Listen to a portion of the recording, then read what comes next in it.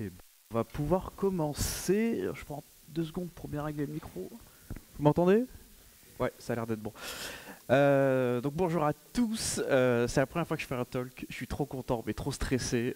Si jamais j'ai des petits couacs, n'hésitez pas à me faire signe ou à me demander à la fin de la présentation de revoir certains sujets.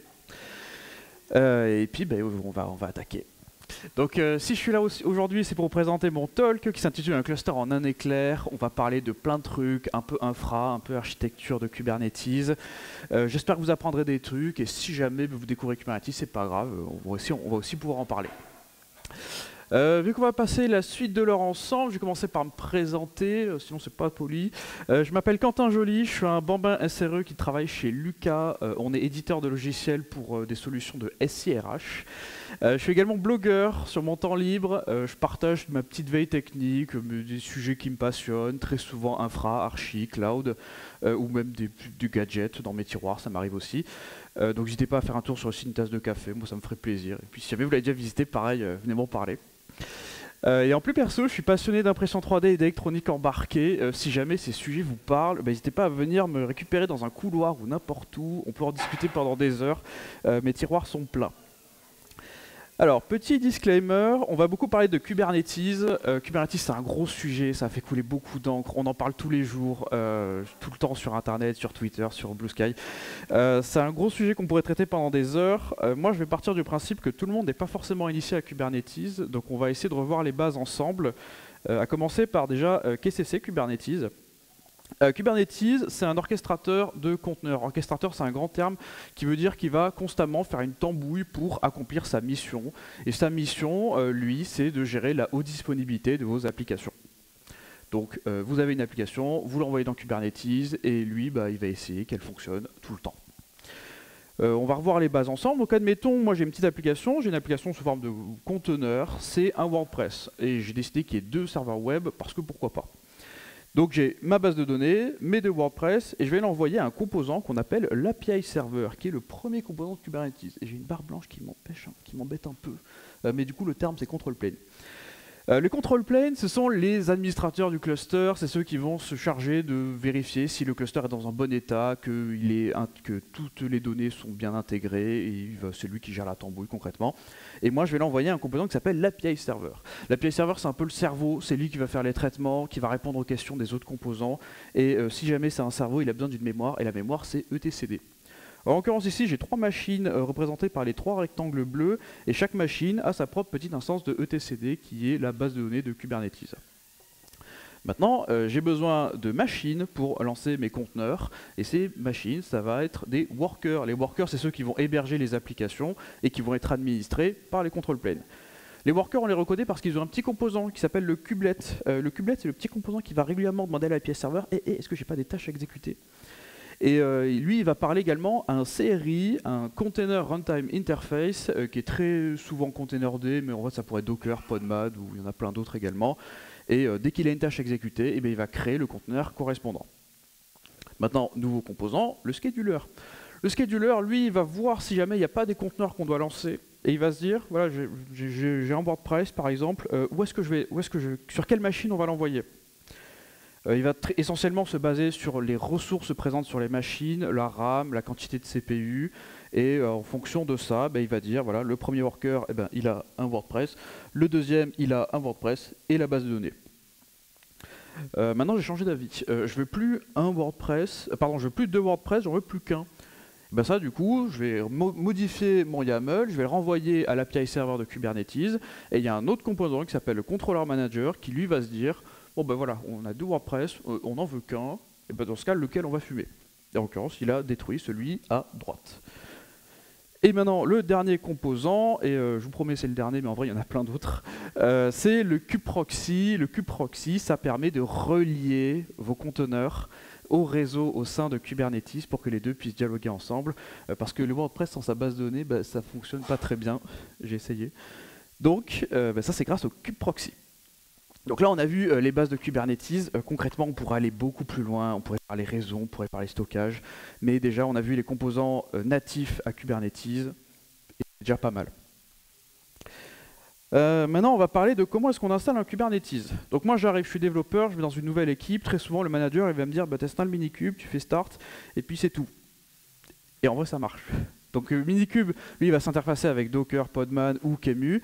Il va préparer des machines virtuelles, et bah, à la fin, j'ai mon cluster, je suis heureux, et je peux développer sur mon laptop. Maintenant, bon, ça, c'est pratique, mais quand on est dans une équipe de développement et que je veux partager le même cluster que mon collègue, eh ben, le laptop, c'est pas pratique parce que s'il est en congé, je peux plus travailler. Et de même, un jour, je vais bien envoyer mon application en production, ben, c'est pas mon laptop qui va aller dans le data center. Dans ce cas-là, eh ben, on doit réfléchir à comment on installe un cluster Kubernetes sur des vraies machines H24 de production. Dans ce cas-là, la première question qu'on peut se poser, c'est bah, qu'est-ce qu'on installe sur nos machines? Est-ce qu'on veut une Debian, une CentOS? Est-ce qu'on veut déléguer ça à un cloud, style Amazon? C'est possible. Il n'y a pas forcément de bonne ou de mauvaise réponse. La deuxième question, c'est bah, comment est-ce qu'on installe Kubernetes? Parce que bah, l'OS seul, ça ne suffit pas. Donc, est-ce qu'on passe par KubeADM, qui est the utilitaire pour configurer une machine et la transformer en nœud Kubernetes? Est-ce qu'on passe par du cloud qui va lui-même faire sa tambouille et générer des machines virtuelles et les installer Kubernetes comme il le gère d'habitude? Ou alors est-ce qu'on va passer par Ansible avec un playbook qui s'appelle kubespray, qui est souvent très efficace, qui va se connecter en SSH, installer les bons paquets, les bonnes dépendances, et il va configurer vos machines pour créer un cluster kube. Et là, on s'est posé deux questions. En réalité, il y en a plein d'autres. Comment est-ce qu'on gère la parité entre la dev et la prod pour être sûr que les développeurs travaillent dans les mêmes conditions que les applications en production?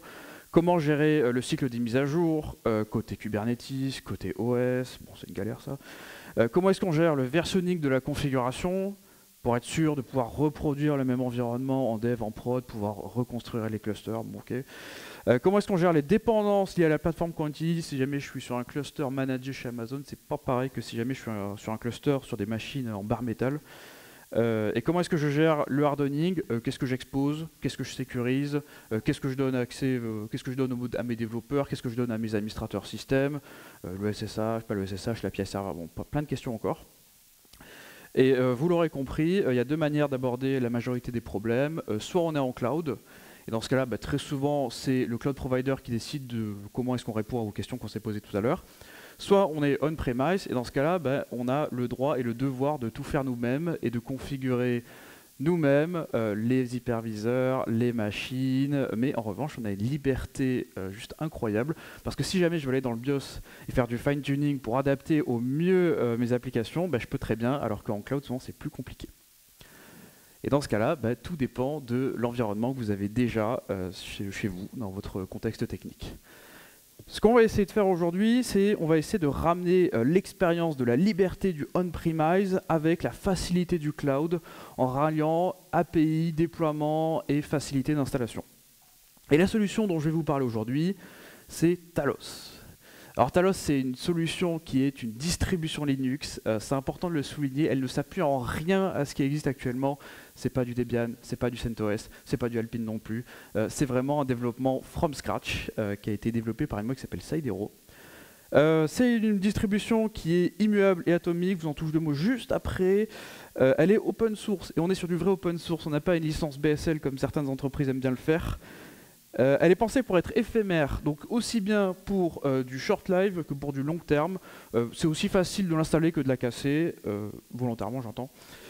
Et elle est extensible, ce qui veut dire que si jamais elle vous impose une limite, tactiquement vous pouvez toujours gruger quelque part pour rajouter des fonctionnalités ou outrepasser ces limitations. Et on est sur du vrai cloud agnostique. Comme Kubernetes, donc ça veut dire que si vous êtes chez Amazon, chez Azure, chez vous, sur des Raspberry Pi, vous pouvez techniquement toujours installer Talos d'une certaine manière.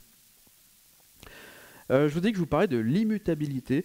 L'immutabilité, c'est lorsqu'une partie de votre file system est en lecture. Le but, c'est mieux.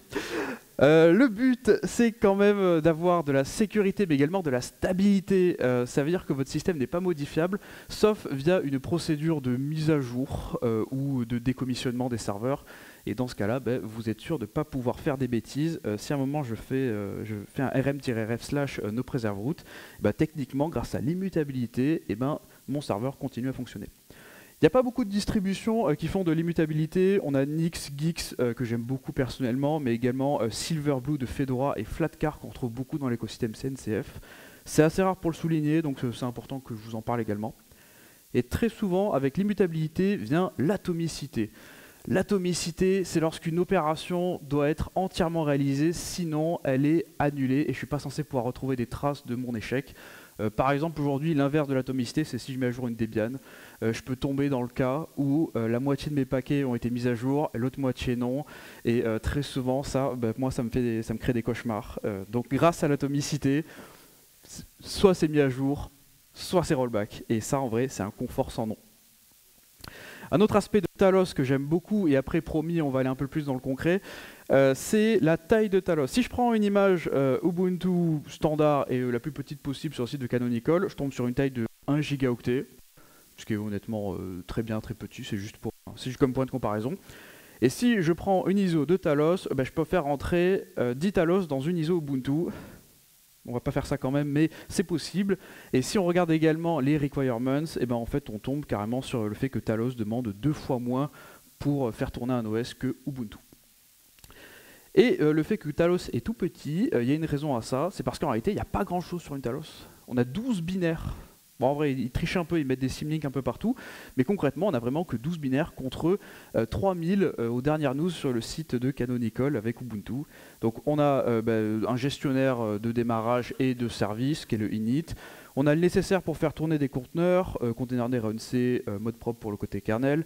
On a tout ce qu'il faut pour la gestion des périphériques et des disques, et pour la partie réseau, et à la fin, on n'a que 12 binaires. Et là, normalement, si vous avez lu la liste à droite, ça a dû faire hic, on n'a pas de SSH. Ouh, ça c'est compliqué. C'est le point sur lequel je vais essayer de vous convaincre que c'est pas bien grave si on n'a pas de SSH, parce qu'on est quand même censé faire un peu tout ce qu'on veut, non pas grâce à un terminal, mais grâce à une API. Talos, ça va fonctionner avec une API qui est présente sur toutes les machines du cluster. On peut modifier des fichiers, récupérer des logs, reset ou installer une machine, formater des disques, gérer les périphériques, récupérer des trames réseau. Concrètement, tout est gérable à travers cette API et ça vous permet également d'avoir un contexte facile à utiliser, à débugger. Il y a une grosse gestion d'erreurs côté API. Pourquoi j'aime bien l'API et pas le SSH? C'est une bonne question, je vous remercie.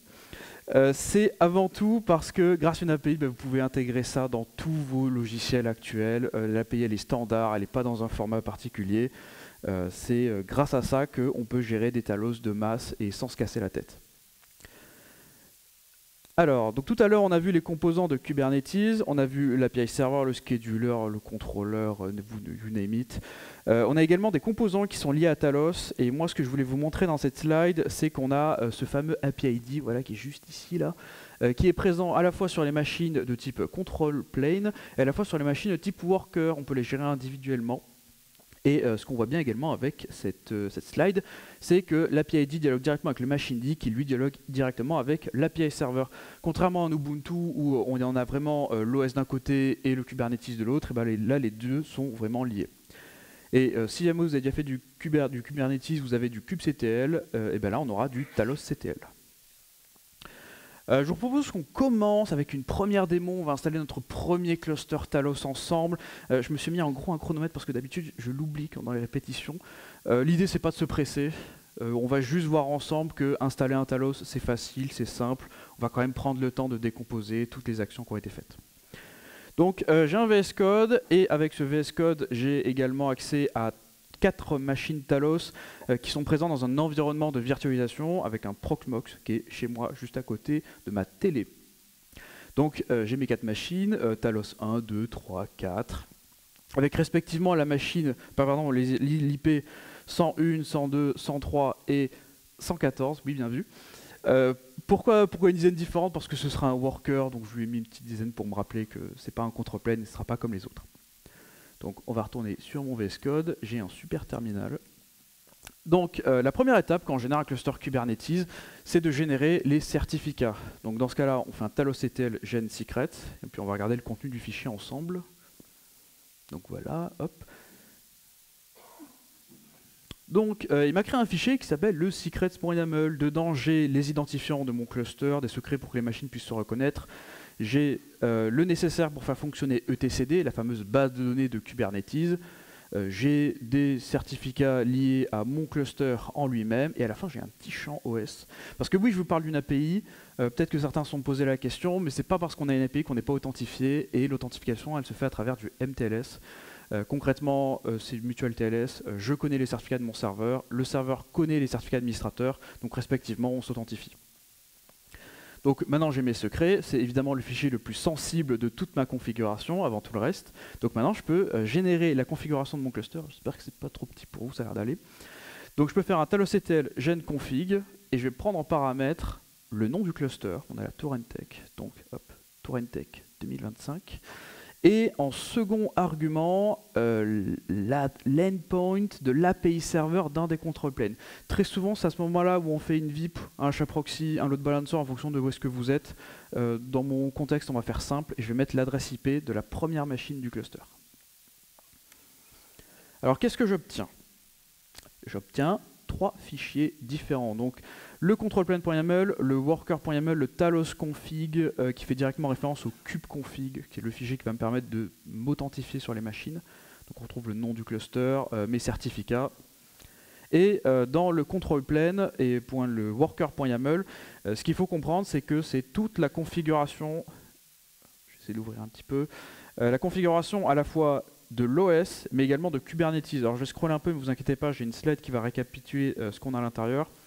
On a donc la machine, donc toute la partie où on va pouvoir également set le réseau. On a également sur quel disque on va installer Talos, parce que là, oui, je vous ai montré les machines. Là, elles sont dans l'état, comme si elles avaient démarré pour la première fois dans Talos. Donc ça, c'est l'écran d'une VM. On voit également qu'elle est en mode maintenant, c'est-à-dire qu'elle est dans l'attente qu'on lui envoie sa configuration. Et donc là, on est juste sur une ISO démarrée. Le disque n'est pas encore installé, il n'est pas formaté. Donc on peut préciser le disque installation, toute la partie réseau, hop, on va faire plus simple. Et on va résumer ça avec une slide, c'est quand même mieux. Donc on appelle ça un machine config, c'est le terme qu'on donne à la configuration de Talos. Il est super chargé, il y a plus de 500 lignes. On a donc toute la configuration de Kubernetes, il s'agit d'un control plane, donc là, à cet endroit-là. On a également la configuration de certificat de la PKI de Kubernetes et également celle de Talos. On a tout ce qui est point de montage, si jamais on a des disques externes. On a toute la configuration réseau, VIP, VLAN, route, si jamais vous avez également des VPN à configurer. Tout est à cet endroit-là. On a l'authentification sur les registres OCI, Docker Hub, GitHub Container Registré. Et si jamais on veut même modifier les modules kernel qui seront activés, bah, c'est possible à ce temps-là. Les arguments kernel également. Et encore, il y a plein d'autres trucs que je n'ai pas nommés. C'est très intéressant surtout de scroller après avoir généré le fichier. Donc on va retourner sur notre installation. Donc là c'est bien, j'ai ma configuration. Maintenant c'est cool si jamais j'arrive à l'envoyer sur mes machines. Vous connaissez kubectl apply. Si vous avez déjà fait du Kubernetes, et bien bienvenue à talosctl apply. Donc talosctl apply, je précise mon fichier, je veux un control plane. Je précise l'adresse IP de la machine Talos que je vais installer, l'adresse IP de la machine Talos qui est concernée par ma requête, parce que je pourrais très bien n'en exposer qu'une seule, et lui demander de renvoyer la requête à un de ses copains. Et ensuite, je précise un dernier argument, --insecure, parce que je ne suis pas authentifié et je ne veux pas gérer l'authentification dans ma requête parce que la machine n'ayant jamais été installée, elle n'est pas capable de me reconnaître. Donc on lui envoie, on peut regarder si j'ai... Oui, j'ai le débit. Donc là, on est passé en mode installing. Il se passe plein de trucs à l'écran. Je ne vais pas trop rester sur cet onglet parce que j'ai peur de la latence. Mais concrètement, on voit que la machine est en train de s'installer. Donc, je peux envoyer également la même requête à la machine 102, 102 et 103.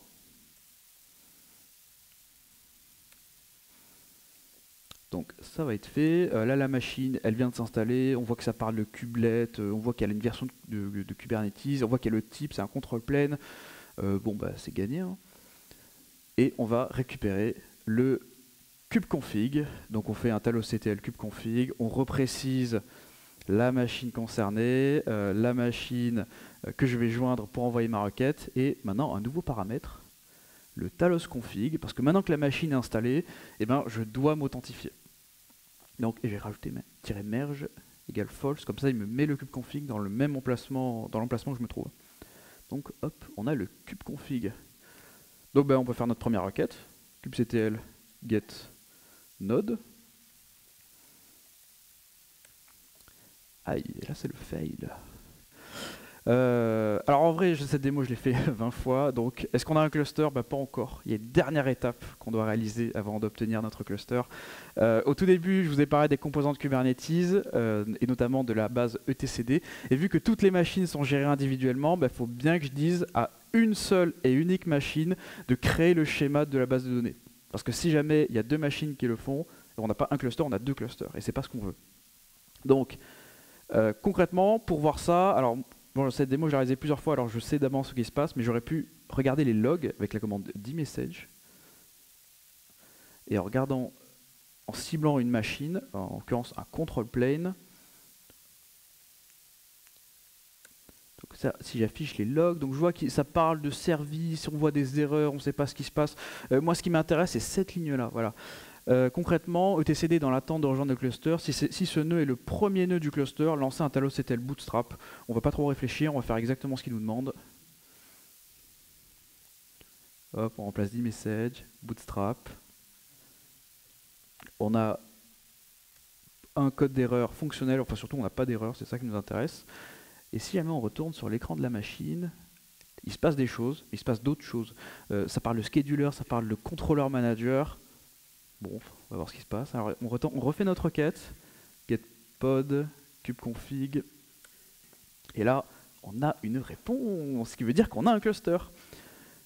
On va lister tous les pods dans tous les namespaces. Il n'y en a pas encore, c'est pas bien grave, c'est parce qu'ils sont en train de se configurer. Mais là, à tout moment, les machines vont rejoindre le cluster, mais déjà, c'est une réussite. Pendant que les machines sont en train de se configurer, on peut s'occuper de la dernière machine. Là, on a des control planes, c'est bien, mais il nous reste un worker qui va accueillir nos conteneurs applicatifs. Celui-là, pour l'instant, il est toujours en mode maintenance. Et donc, on va lui envoyer sa configuration. Et vu que c'est rigolo, je vais passer par une autre machine pour lui envoyer la configuration. Donc, je fais talos apply -f worker.yaml. Je précise la machine 101 qui est elle déjà installée. Je dis de renvoyer la requête à la machine 114 et -insecure parce que la machine n'a pas encore de certificat. Pas de réponse, bonne nouvelle du coup. Et la machine est en mode installing, c'est génial. Donc on peut refaire notre getNode. Entre temps les machines sont en train de se configurer. On a un control plane qui a donc découvert son rôle. Et si jamais on regarde les pods, c'est mieux si je précise le kubeconfig, eh ben on a des trucs qui tournent. Et ça veut dire qu'on a un cluster. Alors on a les kubeproxy qui sont en erreur, c'est parce que le CNI, la partie réseau, n'a pas encore fini de se configurer. Mais ça va arriver assez rapidement. Et si on regarde nos nœuds, j'ai enlevé le -watch pour que ça soit plus clair. On a bien nos 4 talos et ils sont tous en ready. Alors, il y en a un dernier qui n'a pas encore récupéré son rôle. Voilà, hop, on a nos 3 control planes et notre worker. Ça nous a pris combien de temps? Moins de 10 minutes. De la première démarration des machines, la dyslexie, du premier démarrage des machines jusqu'à l'installation de notre cluster, moins de 10 minutes. Moi, ça me fait toujours un truc. Donc là c'est super, on a notre cluster Touren 2025, je suis très content. On peut prendre 5 secondes pour célébrer ça. On les voit, je suis très content. Merci, merci. Donc là c'est notre cluster, on va le bichonner, on l'aime beaucoup. Et pour le bichonner, je vais tout casser. Donc pour casser un talos, on fait un talosctl reset. On précise les machines concernées, toujours, cette fois je vais en préciser plusieurs, à commencer par le worker. Hop, donc la 103, la 102, la 101. On va mettre une seule machine destinatrice, enfin une seule machine qui va gérer notre requête.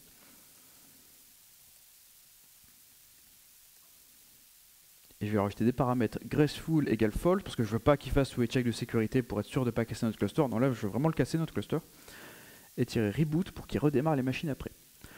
Et là vous avez le droit de dire il est fou ce Quentin, pourquoi est-ce qu'il est en train de casser son cluster qu'il a durement construit? Et je suis d'accord avec vous. Il y a une raison à tout ça, c'est que moi j'ai remarqué qu'il y a plein de trucs qui ne me vont pas. Dans ce setup, j'ai plein de petits bigous et on va les voir ensemble. Déjà, à commencer par, c'est cool de préciser le disque d'installation dans notre configuration, mais comment ça se passe si j'ai une machine qui utilise un disque différent de toutes les autres? Admettons, j'ai un SSD, un NVMe. Le chemin, c'est plus dev SDA, c'est dev NVMe 011.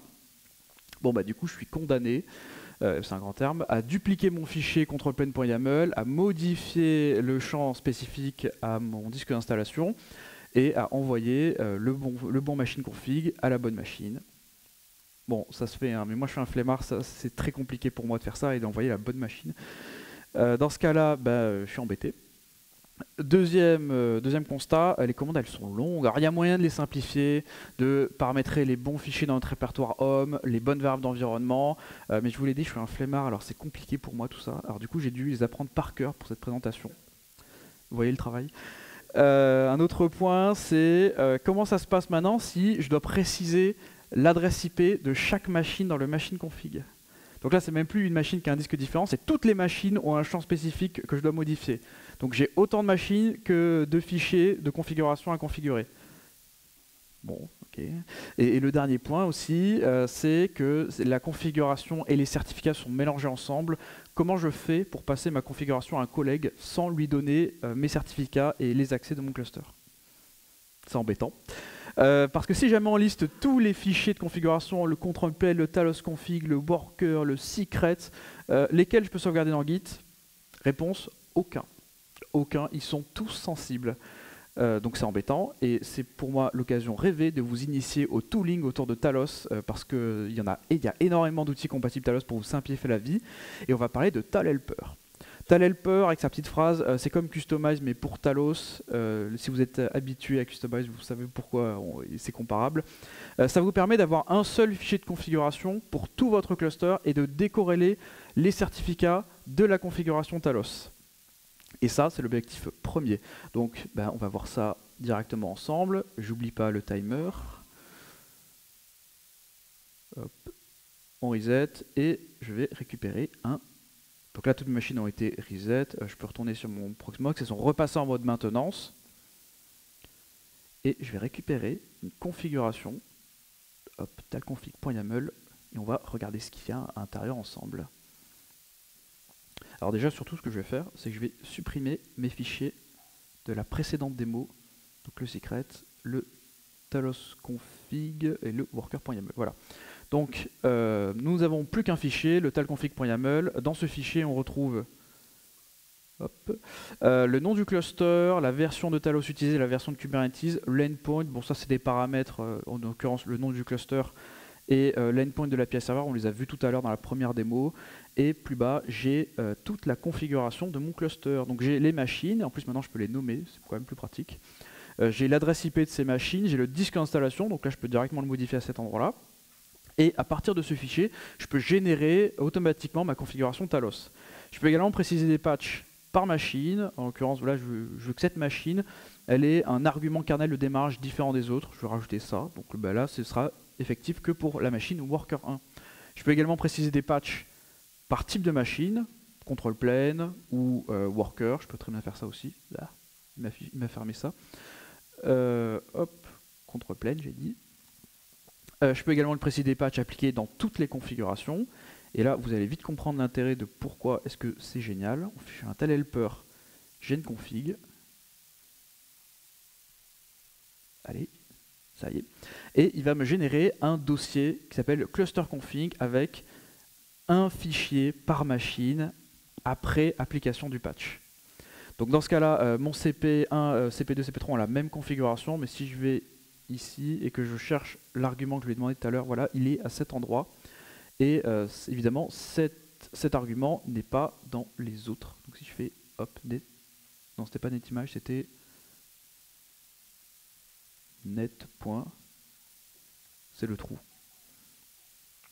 Voilà, c'était net.ifname.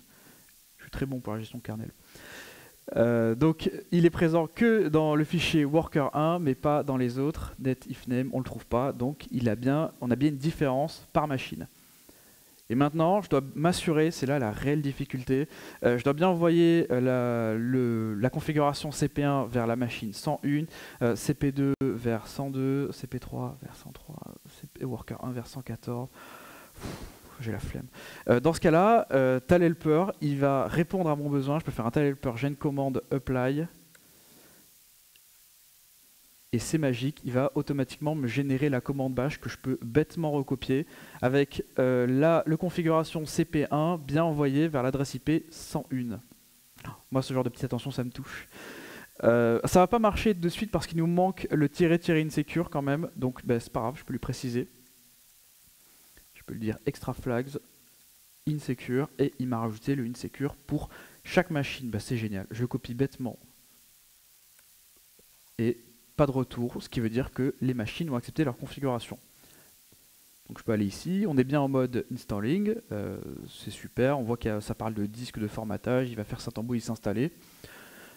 Et nous, on a juste tapé deux commandes, talhelper genconfig, talhelper gencommand apply, et les machines sont en train de s'installer.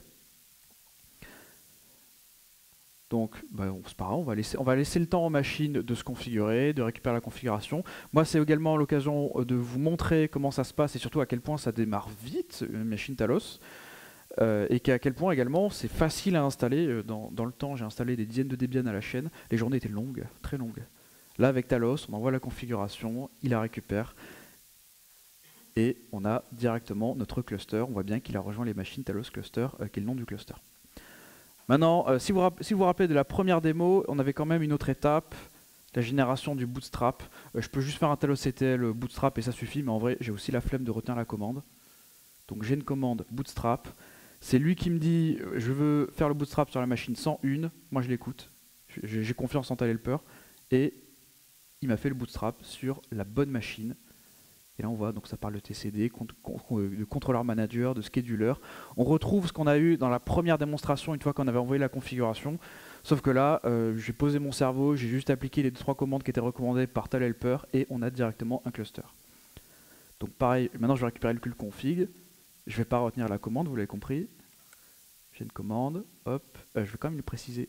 Hop, extra flags, merge égale false, comme ça il le fait dans l'endroit où je me trouve.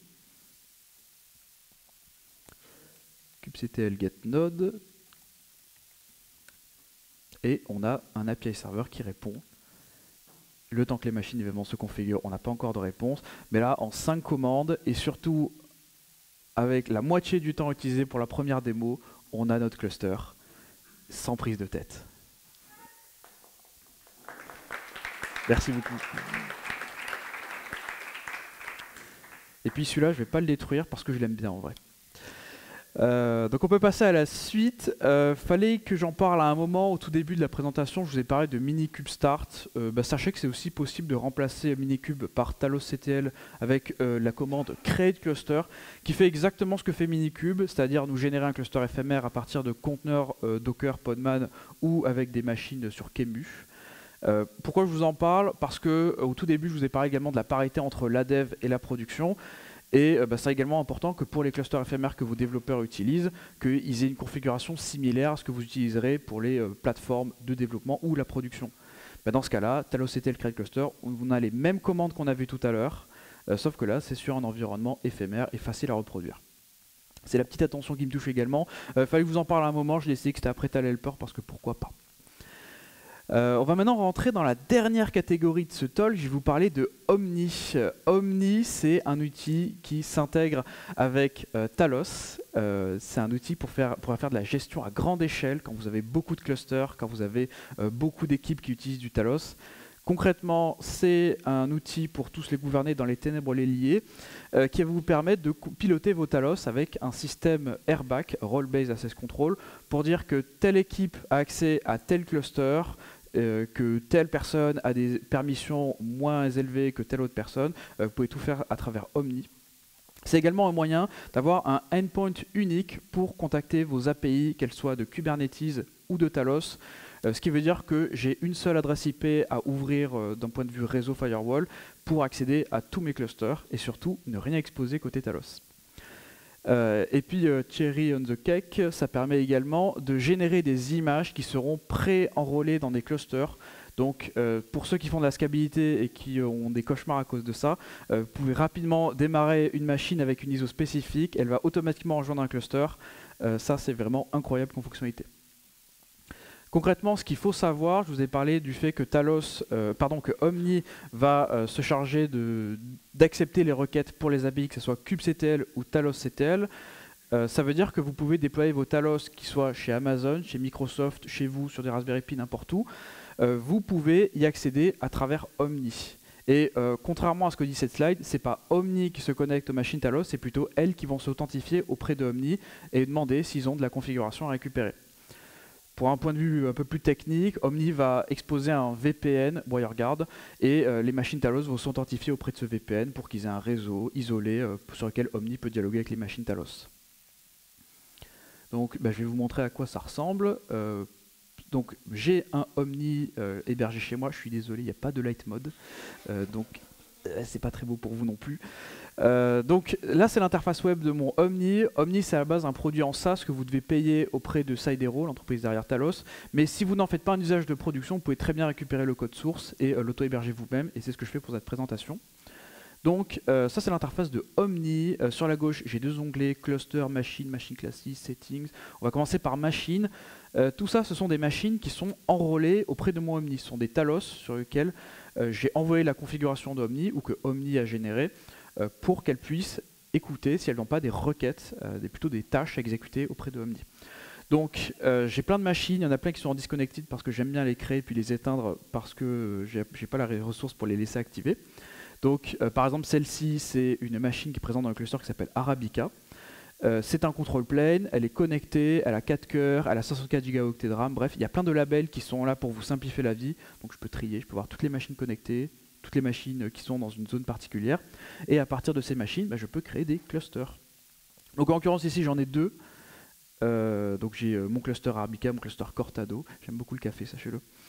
Et je peux générer un cluster à cet endroit. Donc je précise la version de Talos.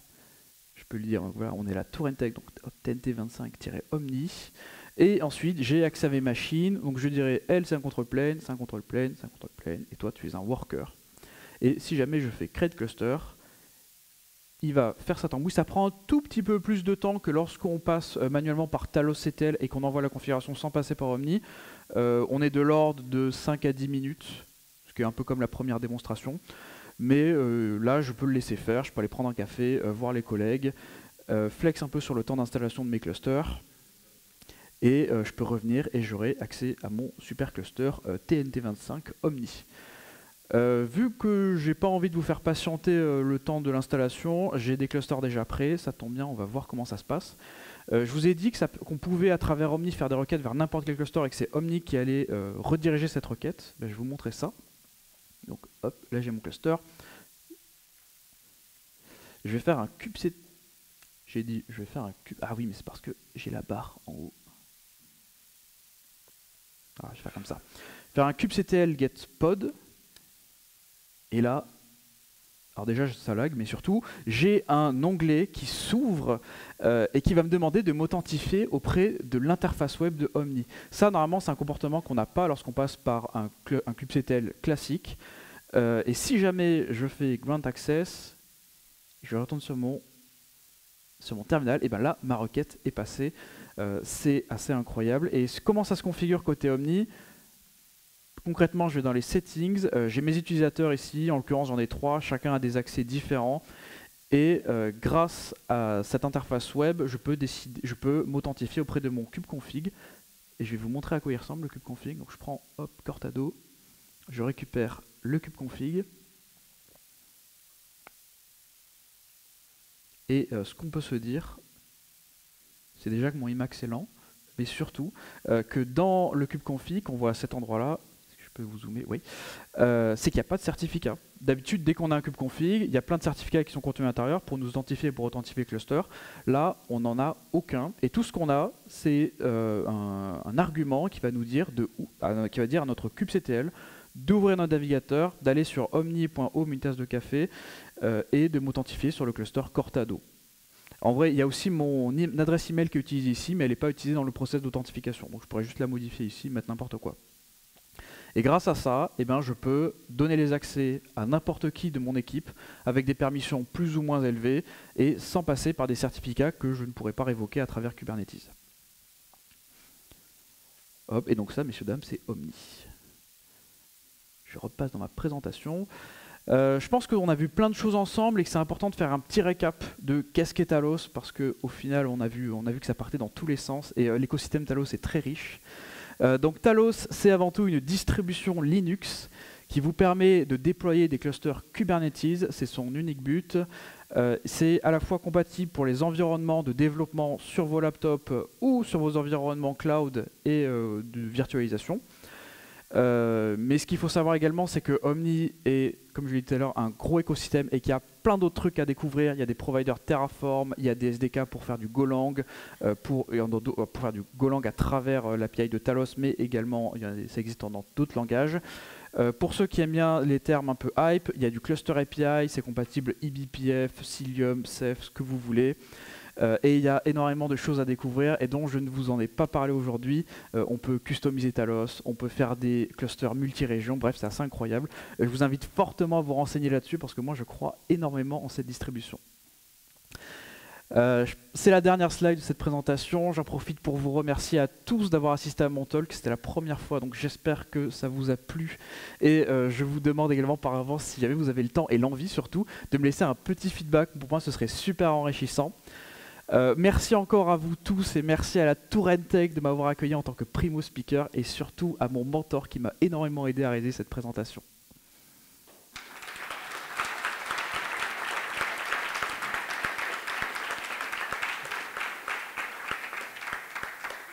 Merci beaucoup. Et n'hésitez pas aussi, parce que sur les réseaux, j'aime beaucoup parler de Talos. Tous les jours, je découvre des trucs. Alors, si jamais ça vous intéresse et que vous êtes convaincu par Talos, n'hésitez pas à venir me suivre sur LinkedIn ou Blue Sky. Et maintenant, c'est le moment. Est-ce que vous avez des questions, des petits bigous, des points à préciser? Oui.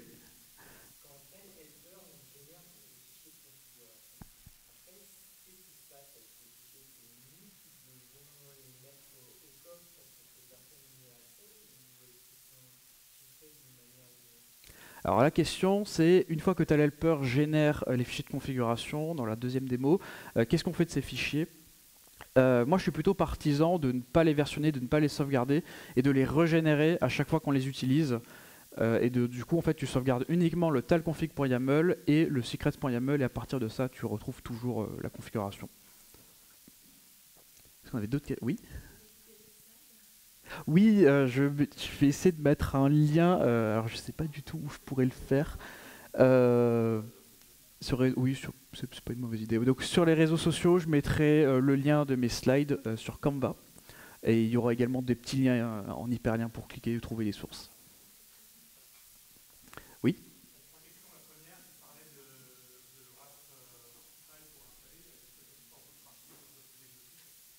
Alors, il y a plein de manières d'installer Talos. Pardon, la question, c'est que je parlais de Raspberry Pi qui supporte mon cluster Talos à la maison. Est-ce que ça supporte d'autres archis exotiques? La réponse est oui. Alors, si je retourne sur Omni, parce que c'est un bon exemple de voir qu'est-ce qui est compatible. Donc ici, c'est tous les formats sur lesquels on peut générer une image Talos. Je passe à travers Omni, mais en vrai, il y a d'autres sites qui les génèrent également. On retrouve des Banana Pi, il y a également les Turing Pi. Moi, je suis un grand fan de tous ces gadgets-là sur lesquels on peut avoir des clusters à base d'ARM et de petites configurations. Je vais essayer de zoomer un petit peu. Hop. On retrouve également toutes les méthodes d'installation pour des clouds, que ce soit en mode PXE, en mode Cloud Init également, c'est compatible. Et sinon, on a également le traditionnel couple ISO ou fichier de machine virtuelle à la VMDK. Alors, est-ce que ça répond à ta question ou est-ce que tu as un exemple d'infra C'est parfait.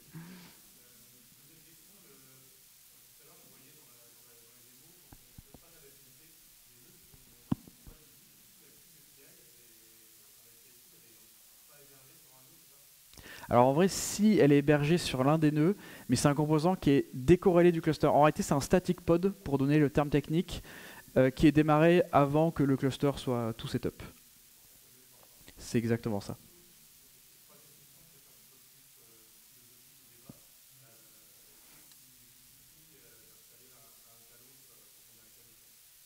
Quand on a accès à du cloud, c'est ça?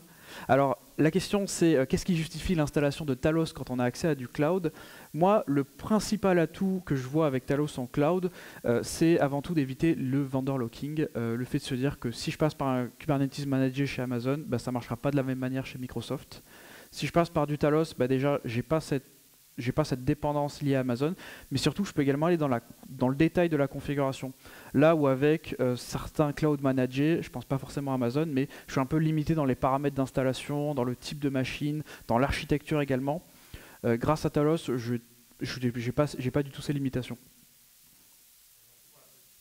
Merci beaucoup. Est-ce qu'on a d'autres questions? Oui.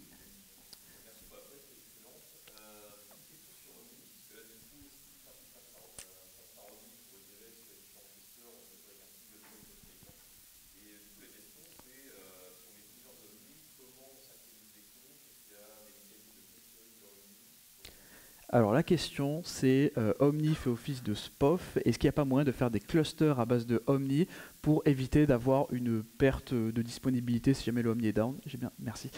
La réponse pour l'instant c'est qu'il n'y a pas de système de clustering à travers Omni et Omni est bel et bien un SPOF. Normalement en fait quand on paye un Omni on y accède sous forme de SaaS, donc ils ont une certaine...